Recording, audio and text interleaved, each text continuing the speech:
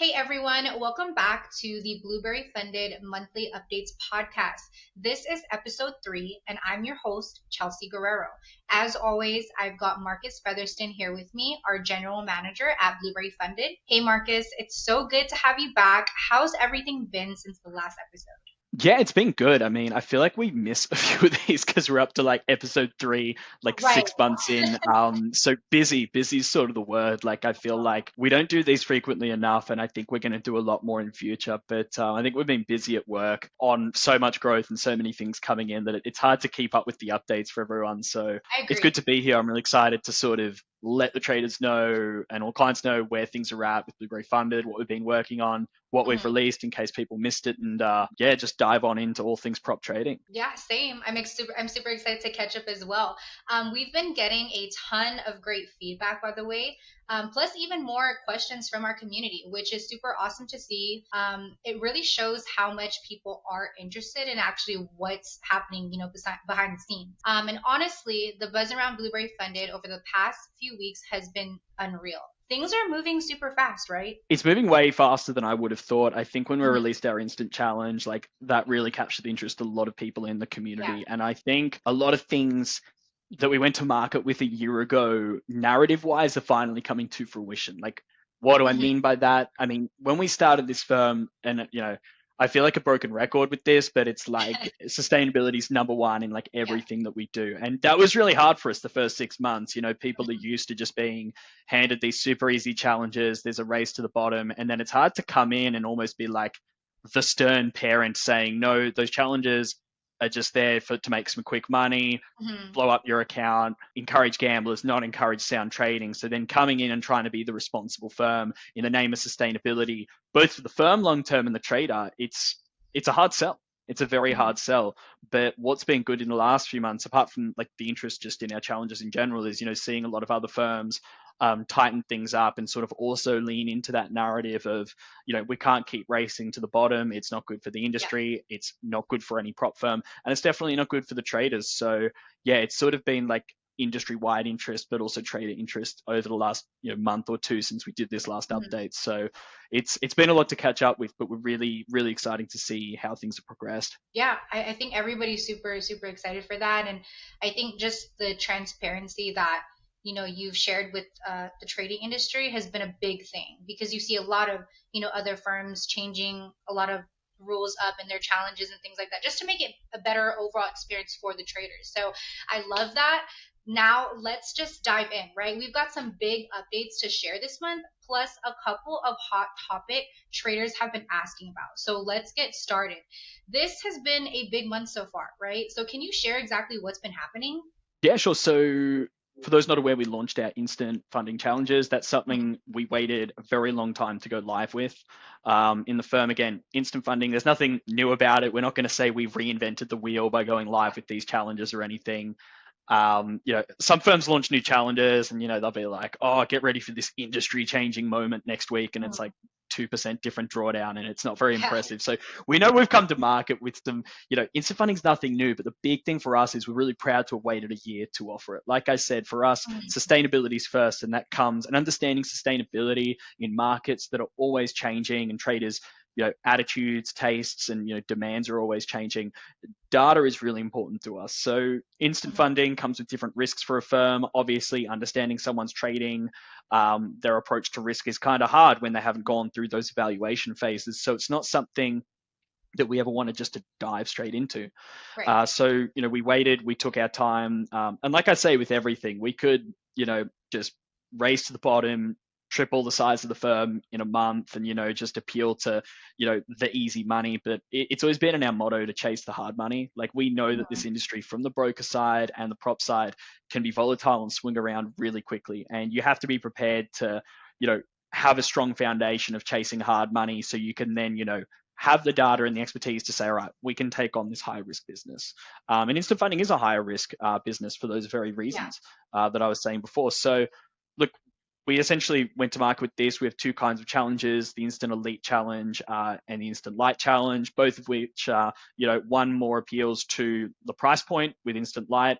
The other appeals more to flexibility of challenge with no daily drawdown. That's the instant Mhm. elite. So it's been it's been a very big launch for us, and the feedback from the community has been very positive. So I'm glad we waited this amount of time to launch something, so we do it properly. It's something people actually want to trade, and it's one that's risk managed for us. So that's been a really good thing on our side over the last few weeks. Yeah, that's really impressive growth, honestly. And many congratulations also on celebrating BBF's 1 year anniversary last month. I would kind of love to know more about that 1 year anniversary celebrations and the promotions, as well as the Prime Challenge that you launched on your anniversary. So, what was your vision with that? Yeah, so obviously getting up to 1 year, I mean, it doesn't feel like a year from my side. It feels like we're still like 3, 4 months in because it has Yeah, it just definitely flown doesn't feel by. like a year. It went by so fast. Well, this industry just goes so quick. I mean, obviously, we still work with people on the brokerage side a lot, being backed by Blueberry, and I always joke to people like it's like a week in like broker time or on the broker side feels like a month on the prop side. So like, and traders feel the same way too. If you say to someone, I'll get back to you in a week, it feels like you're telling them you'll get back to them in months. So Yeah. it's definitely a much faster timeline on this side, especially with how the industry changes. I mean, it's still, as much as it's developed in the last few years, it's still very much in its infancy, as a business model, as sort of a sector of the retail CFD space. So to reach 1 year, obviously reaching 1 year in any business is obviously, impressive. Most businesses fail in the first year.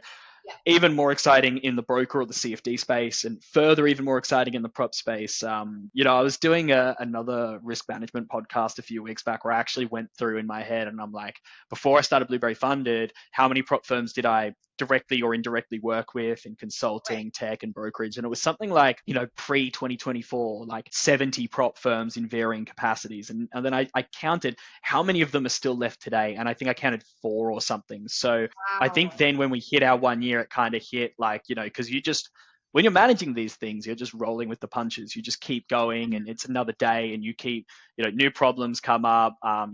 Never a boring day in this industry, especially when the markets are involved. But when I really thought about that, I'm like, I'm really excited that we managed to hit 1 year. Because again, it's all in line with our goals of sustainability. Someone gets a funded account.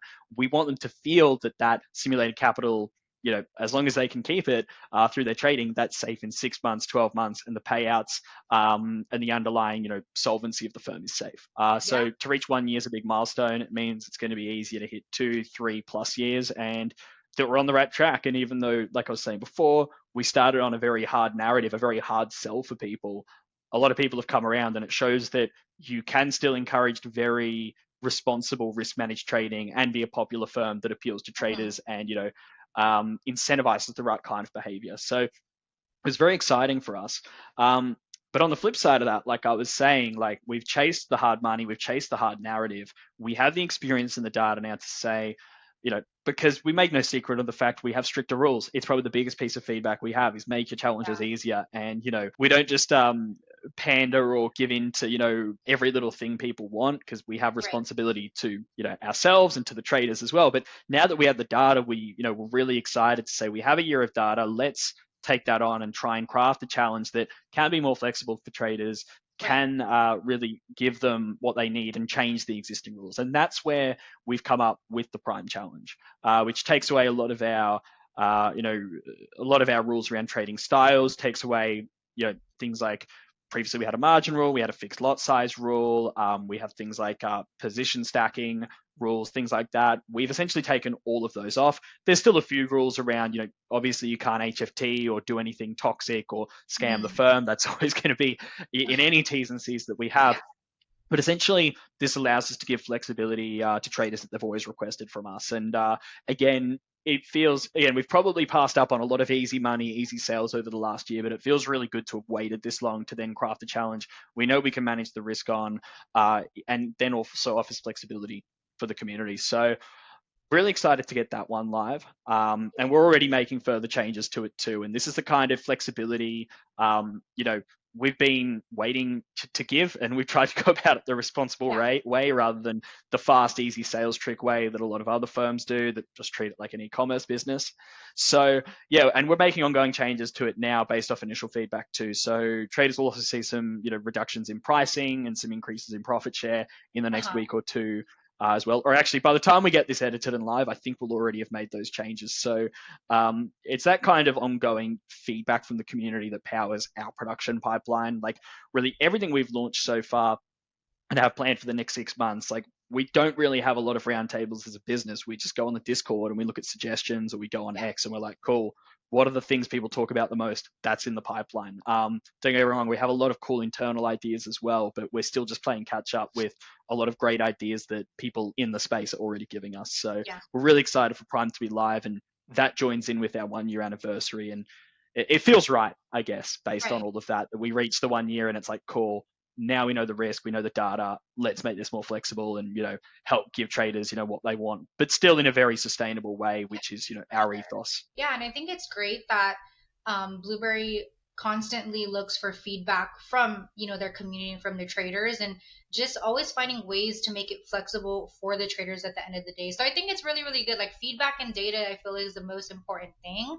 So I love it, and it's super super exciting. You also mentioned another launch coming this month. Is that Blueberry Futures? Can we expect the launch in September? I can't give an exact date yet, and for good reason. Again, Oh, this always comes back to wanting feedback. So we've done like our yeah. soft launch of socials because we're Mm, like, let's test the waters. Is there demand for this? Because look, the future space, I've been very back and forth on for a long time because yeah. this space is, again, people chasing quick money. And when everyone says there's a lot of money to be made easily somewhere, much like when you see a Forex mentor out there that says trading's easy, you think twice about it. And that's the thing Right. about futures. So many CFD firms a year ago were like, all the money's now in futures. I'm starting up a futures firm. They haphazardly jumped in, and in the back of my mind, I'm like, is this going to be like the CFD space again, where it gets Right. overcrowded with competitors? People are just racing to the bottom to get market share, and like essentially the profit margins on it drop, and people are going to blow up, and a lot of traders are going to get hurt. And we've seen bits and pieces of that in the futures space this year, and I think it's something we've always wanted to do right. And a large part of doing that right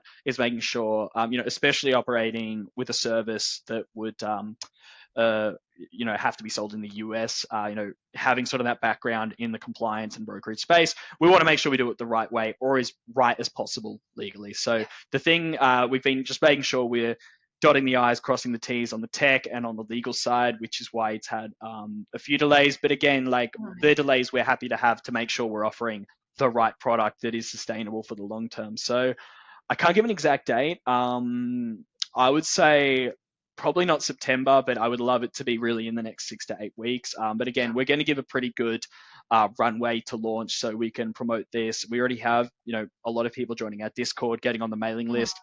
Which is excited because we have literally revealed nothing about the offering yet when it Yeah. comes to challenges, evaluations, platforms, discounts, promos. So we've said nothing so far except a brand name, and we're already getting people messages every day like, when's it going live? So that level of commitment Yeah. to the brand and interest is a good sign, and we're really excited for it. And yeah, watch this space because we're very excited to dive into that market. Is right now we don't, on the CFD side, we don't service the United States, and funnily enough, we haven't serviced it since we launched. CFDs in the US is a very spicy topic. Right. Obviously, in the CFD broker space, it's a really interesting area in the prop space that we find very interesting, but obviously stay away from. But funnily enough, after 12 months now, the US is still 15% of our site's traffic, which I find very interesting because we have never Yeah. sold a single challenge there. So that kind of interest there for the brand means a lot to us. So to be able to offer something, especially in futures, which we know is a lot more popular in the US these days, we're very excited for. I agree. There's a lot of and being myself being from the US, right? A lot of US market is definitely interested with having something to trade with in terms of blueberry markets, right? Blueberry funded, and this future space is great. It's a great way to have the US involved with that. So I think it's just very very exciting, right? And like you were saying, I think I want to touch up on what you said a little earlier about. I feel like the concerns is pretty valid in terms of getting into the future space from Blueberry Funded just because of the CFD space, right? It's a lot. I feel like it's very I feel like the space is pretty toxic.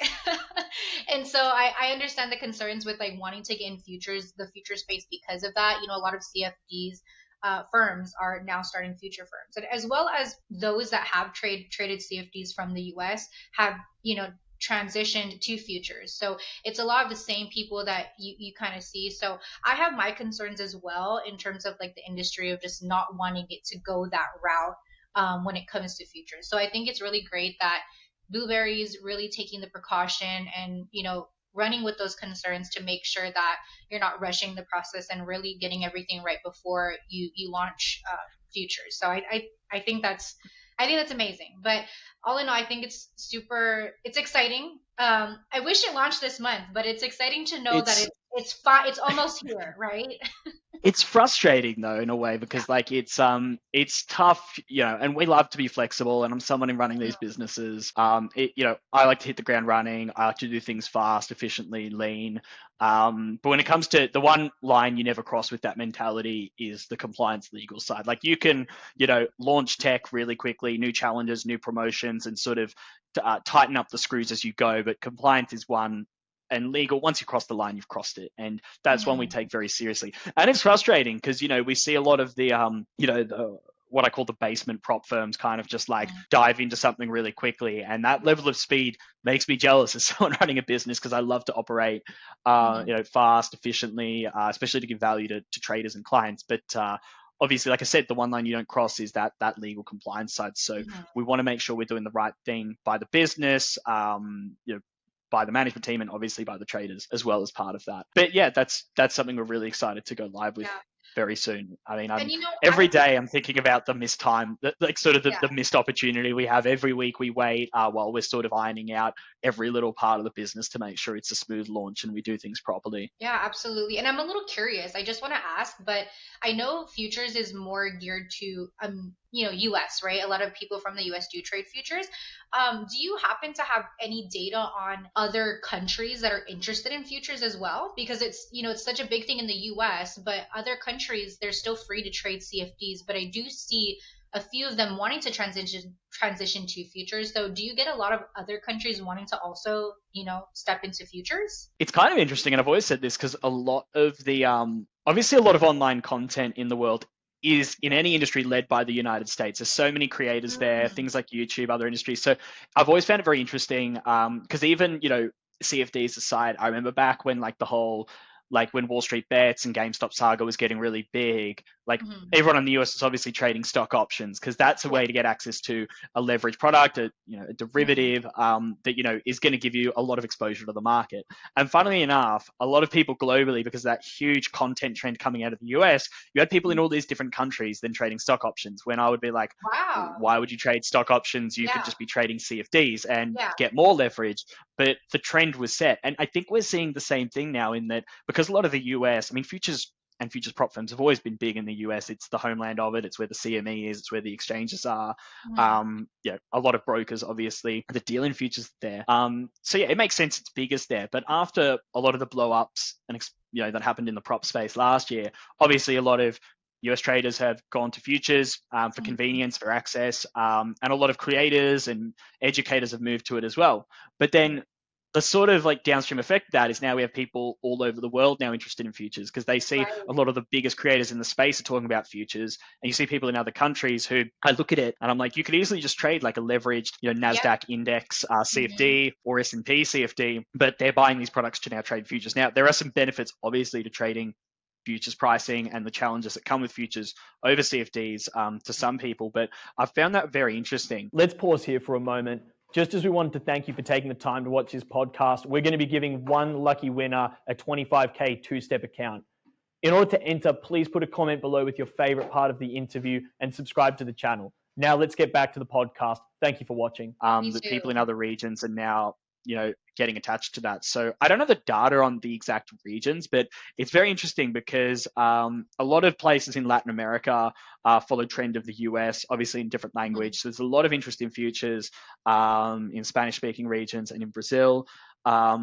South Africa's one we've seen quite a lot of interest from as well, and even India, which is a very big market for the prop space. We're Wow. Okay. seeing creators and people, I think, to diversify almost like people that are fully maxed out in funding in a few CFD firms. I think to almost like diversify their trading in a new asset, which still Yes. offers a prop program, are testing out futures now as well. Right. So it's a bit widespread. Like I don't have the exact data on other regions off the top of my head. I could probably get it because yeah, whilst we talk about the US and everything, and for us the US is a big one just because we don't service it right now, but we see the demand for it. But we know a few other regions of interest to us as well, with this product that we're also looking to go in on because there are other places, and you're right, they can trade CFD props, but funnily enough, like some certain countries in Latin America, they actually prefer trading futures. So Right. they're ones that we don't do a lot of business in right now. If this product is more something that appeals to them, we're more than happy to engage with that. And we already have the language and the payment support.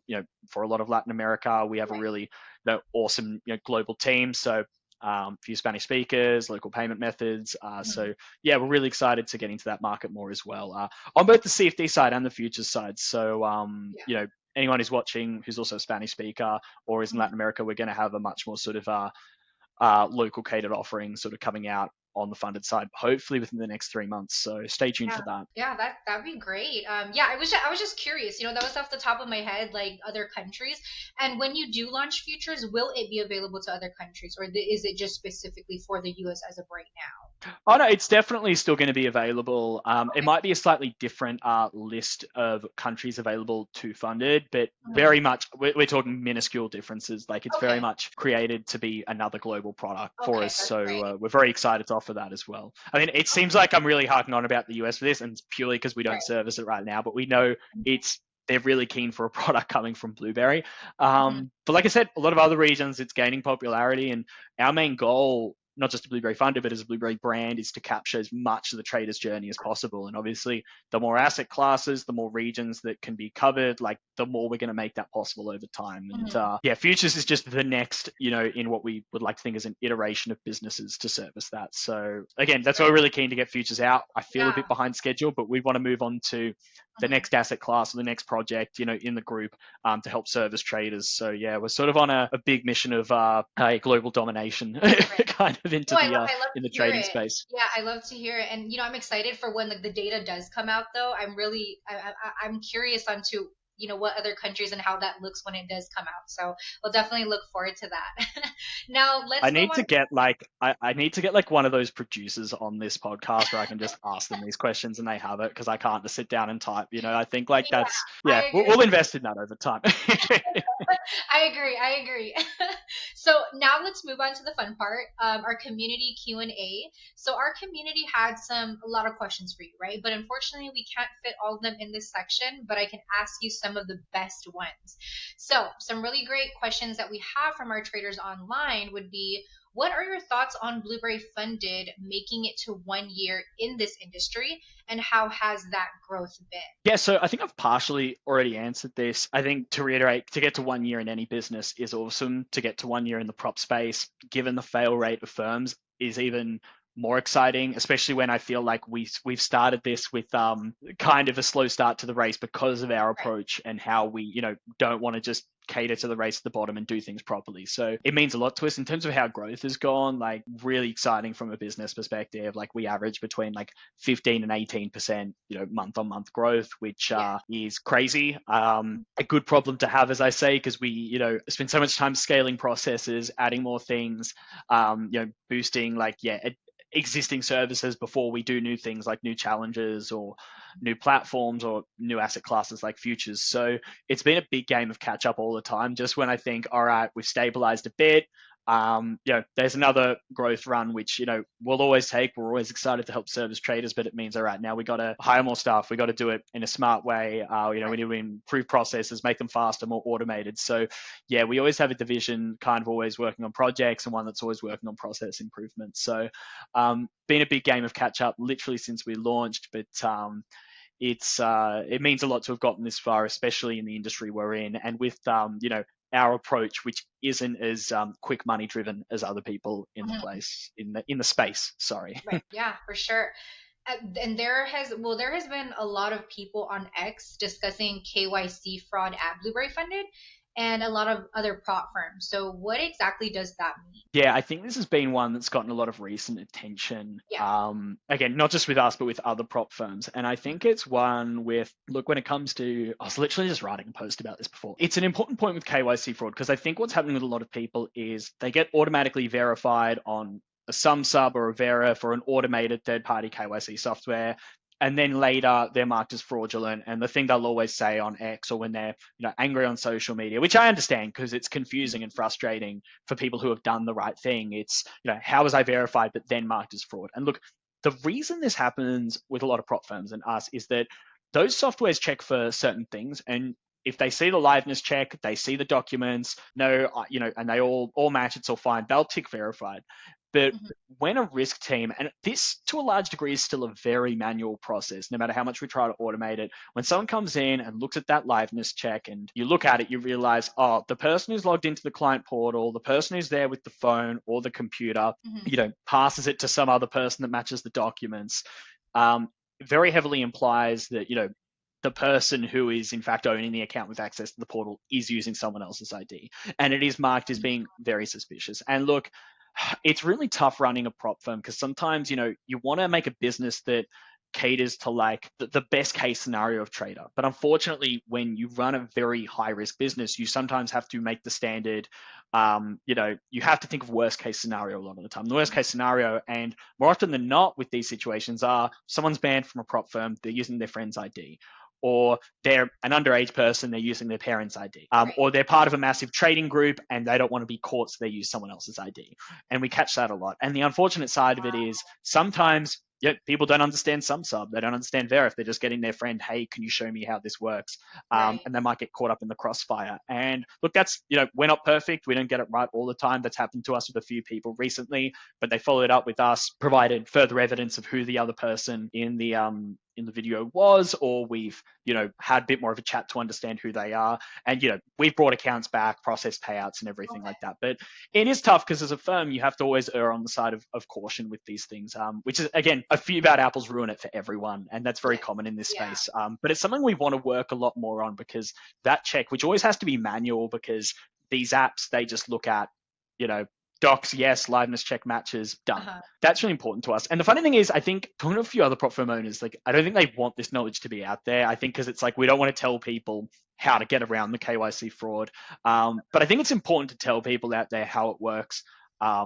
Because we don't want innocent people caught up in the crossfire. So I always recommend, when you're doing the KYC, you're on some sub, you're on verif, whatever it is, make sure you're the one doing the end-to-end process. Like, Mhm. don't let someone else, even if you need some help from someone, you're always welcome to come to support, ask us questions, we can guide you through it. It's unfortunate to see people get caught up in that crossfire, but it's a high risk part of the business, and unfortunately KYC fraud is becoming more and more prevalent in it. So and again, Wow. other prop firms probably have different processes than that, but I think it's one that I really wanted to spell out for people, and I'm glad that someone sent this in, because like, I think there's been, with a lot of firms, it's just been sort of the talk of X the last week or two, with people asking questions, not understanding. And so hopefully this can bring some clarity to that. Yeah, I didn't realize that a lot of that has been going on. So that's really that's good to know. That's good to know. I think a lot of people should know exactly how that works. But yeah, I've also been seeing a lot of that on X as well. But it's great that you're clearing it up for us. So moving into the Prime Challenge. How is the Prime Challenge different from normal evaluation challenges, and what are our benefits from it? Sure. So essentially, the Prime Challenge aims to answer most of the client feedback we've gotten over the last 6 to 12 months, which is, don't be as strict, give us more flexibility, which is completely reasonable as a trader. You always want edge, and to get that Yeah. edge, you need as much flexibility as in your trading as possible, as long as you use it responsibly, which unfortunately a lot of traders don't do a lot of the time. So we sometimes have to be the one to impose certain restrictions and things to keep traders on the right track. But essentially, the Prime Challenge removes a lot of our trading style rules. There's no consistency rules, there's no fixed lot size rules. There's no position stacking restrictions, anything like that. With a few exceptions. Feel free to look at the guide on the FAQs, but it aims to give people that extended flexibility. Allows for some easier profit targets on phase 1 and phase 2, so it is a 2-phase challenge. And it is really a new product for us, that now that we have the data, can sort of venture away from our I don't like using the word strict. I say risk managed, because it's all about encouraging sound risk managed trading. But Mhm. it does allow people to have that extra degree of flexibility in their trading. And we know we can now manage that risk, after what we've seen in the last year. So it's about giving people options. It comes in at a different price point, gives a lot more flexibility. It's probably going to suit a lot more sort of swing traders, I guess. to be honest. So I think, yeah, it's going to appeal to a different kind of trader that maybe feels a bit left Right. out by our current rules. Yeah. So we're excited to extend that to them now that we can manage the risk on it. Yeah, I'm glad that a lot of those other traders are being catered to at the end of the day with just a little bit more flexibility. But that sounds great. Now, kind of running it back to futures, right? I know you kind of talked about when exactly you were launching futures platform, but will that be backed by Blueberry Markets? I mean, everything we do is broker backed, blueberry backed. I mean, Mhm. it's kind of it's a strange word in that like we're all part of the same corporate group Right. ultimately, same owners, same corporate structure. We borrow resources from one another, sort of on Mhm. the back end of how we, on an operational sense. So it's part of the same corporate group. So as such, still lends to that broker backed vision that we went to market with for funded originally. So definitely in the same ballpark. Okay. Yeah, you'll see when the website's live. It's same branding, same vision, everything Okay. like that. So it's just another brand we're launching as part of the Blueberry Group to yeah capture more of that trader journey, as I was saying before. Great, great. And that's why I'm assuming that it is taking a while just because of that, right? Because it is futures and being backed by Blueberry Markets, I can imagine there's a lot of hoops to go through when it comes to that, right? Yeah, I mean, we want to set it up properly. We want to make Mhm. sure that, because again, being sustainable and managing risk as a firm, it's not just market risk, it's not payout exposure risk, it's platform risk, it's legal risk, compliance risk, business continuity risk, and that's something we're very proud to do. So when we always say we're sustainable and risk managed, it's not just, oh, we have strict challenges, so we're able to, have payouts and remain, have a good capital reserve long into the future. It's on other things too. We have backup platforms, we have redundancies in place. We make sure we do things right the legal way so we don't get stung later because we didn't Yeah. manage legal risk correctly. So all of it forms part of our mission to be sound from a risk standpoint. Mhm. So yeah, it's not always the easy way to go about it, but Yeah. based on history in a regulated space on the broker side, it's definitely the right way we feel to go about it. Okay. If you could give only one tip to pass a challenge account based on all the data that you have seen from traders, what would it be? Yeah, it's kind of funny because I've spent like the better part of 10 years analyzing traders and what makes Yeah. them good or bad. But me as a trader, like the actual direct advice, I'm not the best person to ask. I always find this really sort of funny. It's like, I know what makes a good or bad trader based on data, Okay. instinct, psychology, all this stuff. But, I never like to give direct advice on trading myself. But, that being said, if you put a gun to my head, say, what's the best tip? And really, it's coming from the data. It's about taking your time. And I said this on a few of our trader interviews, Mm. and a lot of our trader interviews of successful payouts have confirmed this. It's like, we don't have time limits on the challenge. It's quite standard in the industry now. So it really is the psychological idea of not forcing a trade. Like it really comes down to like waiting for the setups to happen, not like forcing them ultimately is. And again, there's Right. so much different advice in the data and things we could give. And, maybe that's an entire other session we do another time, which would be really cool. Like we can go through sort of like a year of data and be like, what's made people successful, what's not. Yeah. That would be something I think, if people think that's a cool idea, feel free to comment below. That's something we can also do. But to me, it's like anecdotally through talking to people, looking at the data, it comes down to just never forcing a setup. And that's the thing. You see people that get these really, really great payouts, and like you Mhm. look at the account and it's like you can see like 6 months of trading without barely scrolling. They've just like, and not to say that's a universality. This is just from my perspective, because these might just be swing traders or a specific strategy. But yeah, it comes down to just like not forcing trades. It comes down to just like that consistent approach of waiting for the trades and the setups to happen. So that's like, I guess, one tip I can give now. But again, something I think we'll dive into in another video, like more in depth. Right. I mean, I think that'd be great, right? I think a lot of traders, especially aspiring traders, those trying to get to that level of consistency, I think they're always willing to listen to what successful traders do, right? Or what do they do to get to that point, and what does the data look like for traders that reach payouts and able to hold these payouts, get large amount of payouts. So I think that'd be really really great. I think I would be really interested in understanding that too with just the data that you guys do have. Now, do you consider removing the chasing losses or Mungel rules? I don't think we'll ever, or at least in the short term, remove them. We might redefine them based on the data we have. Like we Okay. already extended chasing losses from being a 2 minute interval to a 5 minute interval, and oh, sorry, from a 5 minute to a 2 minute interval, Okay. the other way around. So we might look to like reduce that sort of further, really just to prevent people trading emotionally and sort of chasing the market. It's like, oh, I'm going to buy. Oh, that was the wrong direction. Close, sell. Oh, that was the wrong direction. Do it again. Now, the thing about all of our rules is technically you could have a legitimate strategy that does that, and we're never questioning that at all because we catch people out on this. We breach them on. They're like, I've been trading this for years. It's a perfectly normal reaction in the market if you were wrong, and then find a better setup to then reverse your trading. And look, that is true. Like we're not disputing that at all. The thing is, like we have to work to the worst case scenario, and a lot of time the worst case scenario is people gambling and chasing the market. So again, we've already moved it from a larger window to a smaller one to accommodate strategies. So we've met halfway, but again, I think that's something traders need to realize with a prop firm, and I think people do this all the time. One that I found really interesting is that people will get, they'll breach these trading style rules, and sometimes we'll give, we might, they get a warning, or again, we revert them to phase one. We're not just Mhm. axing the whole account, but the response is always something like, oh, but I'm only risking 1%, so this doesn't matter. And I'm like, well, one, the rules are there, like flat, catch all, sort of a one size fits all approach for everyone, Right. because we've based this on the data in that if we have 100 traders in there, we know mathematically how many of them are just going to be gambling traders, how many of them are going to Mhm. be serious, how many are going to be swing traders, how many are going to over leverage. We know that mathematically, so the rules are built around that. Yes, I'm sure as an individual you may have a strategy that can in theory break that rule and still make money, but that's not the point. The whole point of the prop firm is we've set these parameters based on the data on mass of what we think is going to make traders better and sustainable, and the firm better and sustainable. And so I think Mhm. it's one I get where people are coming from. They have that individual approach, but that's the whole point of a prop firm, is that there's standardized rules for it. Like if you feel like, example, we could always bring it back to drawdown. You could go down to, I'm sure there's traders out there that strategies can go to 6% daily drawdown and turn around and make them a lot of money.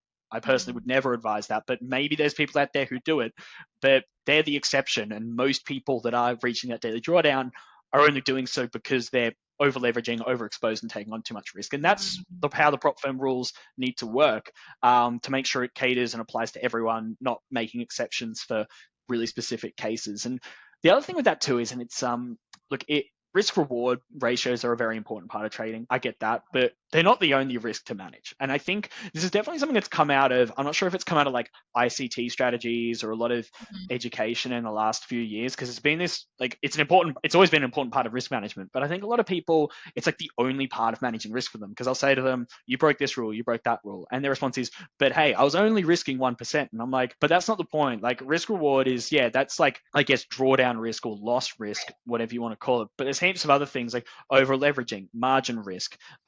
There's so many other risks you have to manage as a trader at one time. It's not easy, I get it, but I've always found that kind of weird, that that's kind of like considered this holy grail of, but I was only risking 1%. And it's like, yeah, but if you're overexposed and then the market swings against you, no matter how good our execution and liquidity is, and as someone who's worked on that side of the broker space before, I'd like to think we're actually really awesome at that, and a lot of the surveys out there Mhm. show we have great execution and liquidity.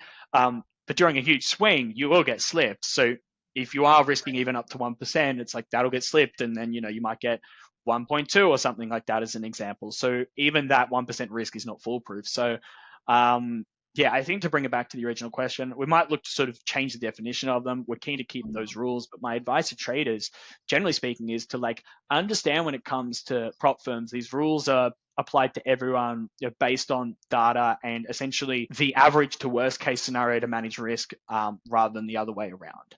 Right. Obviously, if certain flexibility is important to traders, they can always trade their own money. That's why we have the brokerage facility, as well with Blueberry.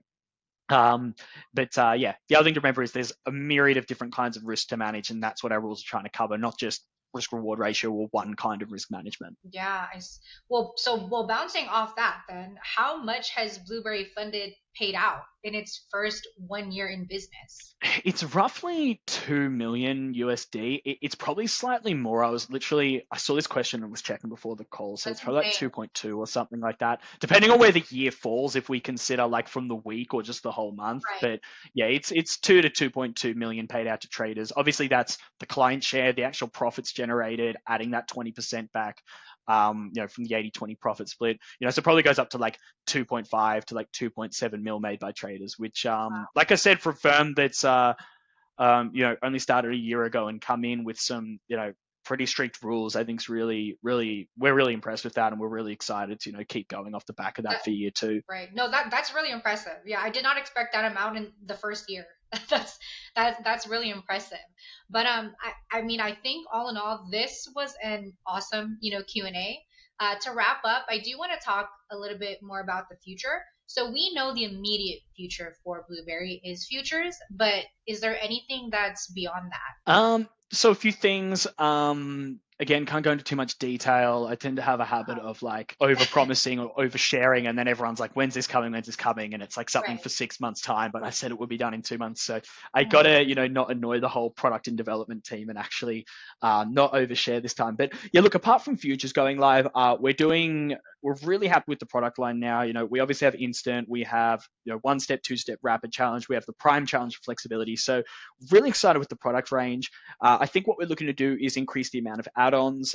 We're definitely very close to adding like daily payouts as Mhm. an add-on for people. So that's something that's very requested, gives a lot more value to traders. Definitely have our eyes on some new platforms as well. I mean, we already have a good mix with TradeLocker, MT4, MT5, and DXTrade, but there's a few other things that I think we have a lot of interest in to help cover more needs of traders and different regions where different platforms are more popular. And yeah, beyond futures, we have some ideas for some other asset classes we're looking to move into as well. But given we're running a bit delayed on futures, I definitely don't want to give any timelines on that because Yeah. that might be an early 2026 thing, to bring in the new Yeah. year. So stay tuned. Yeah, I mean, well, I'm excited for that for the next updates podcast.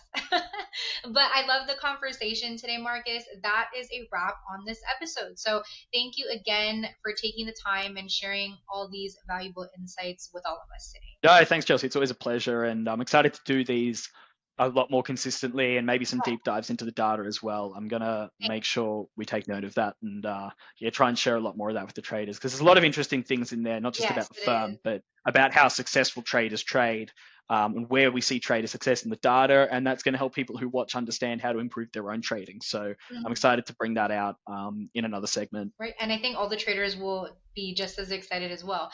And to all of our traders and listeners, thank you so much for tuning in. Don't forget to follow Blueberry Funded for the latest updates, and we'll catch you in the next episode. Until then, happy trading.